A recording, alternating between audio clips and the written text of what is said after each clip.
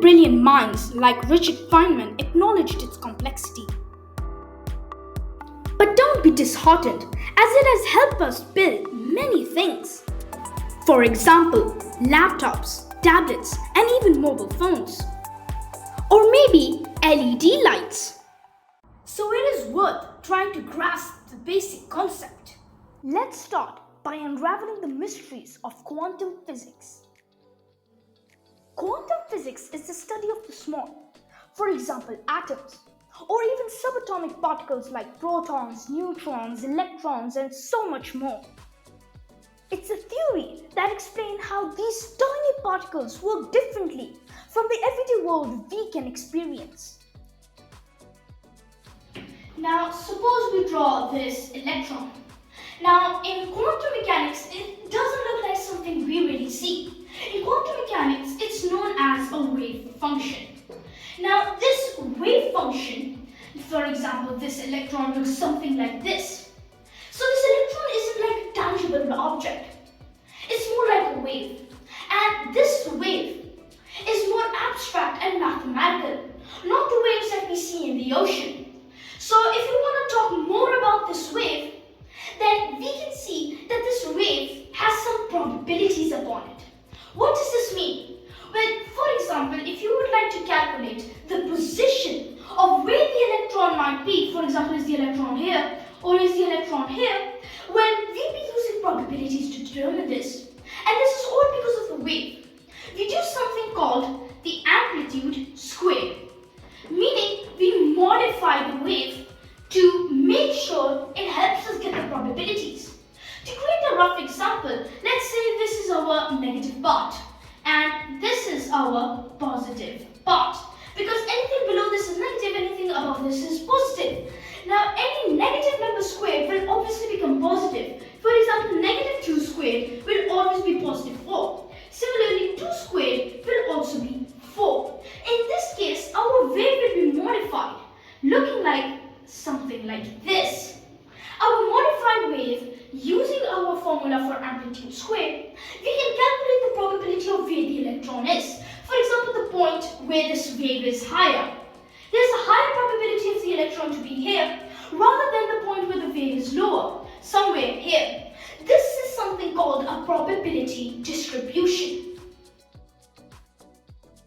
So instead of picturing an electron following a definite path, in quantum physics, it is actually a fuzzy cloud of probabilities. This is one of the most fascinating parts of quantum mechanics. So in simple words, it is all a random process and we can only use probabilities to determine the position of the electron. Let's dive deeper into the world of quantum physics, where we see particles and wave duality. So here is the big question. Is the electron a wave or a particle? Strangely today, we still don't have the physics to explain how this wave turns into the particle.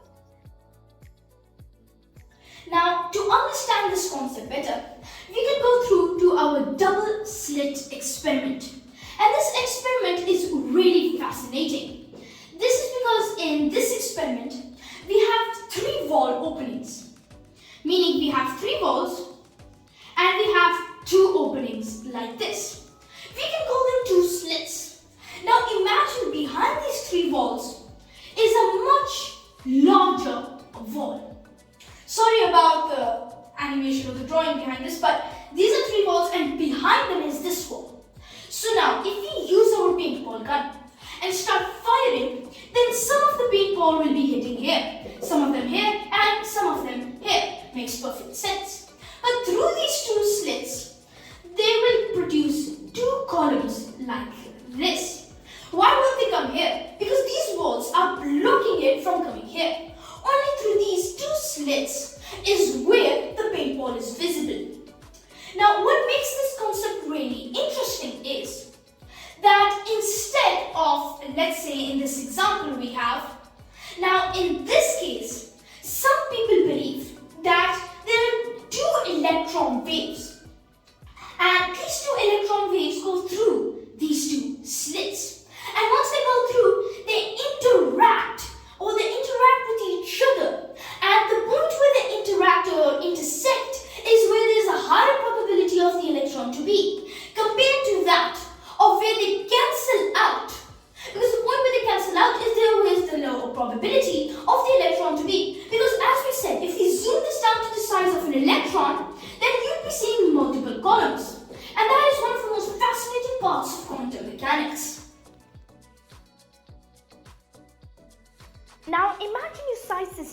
the size of an electron. What's fascinating is that instead of seeing just two columns, you'd be seeing multiple columns. So the electron seems to be exhibiting both wave and particle properties, and this duality makes quantum physics interesting. In quantum physics, you can't know certain things of a particle at once. For example, if you know its position, then you can't know its momentum or speed, and vice versa. This is because there is a built-in fuzziness or uncertainty in measurements. This principle is called the uncertainty principle. For example, if you want to measure one thing, like position, then you less accurately know the other thing, for example, momentum or speed. This isn't a gap in our tools. It's just how the quantum world really works. In quantum physics, energy is in fixed amounts. Think of energy like a ladder with only a few certain steps. Now, particles can jump from one step onto another, not anywhere in between. These steps are called energy levels. For example, if you have an electron in an atom. Now, in this case, we can take our previous example, but a little bit different. Here we have a staircase. Now, it can move from one step to another on the staircase, but it can't go halfway through those steps. And this is similar to our previous example. But now, this quantized energy of nature is a key concept in quantum mechanics.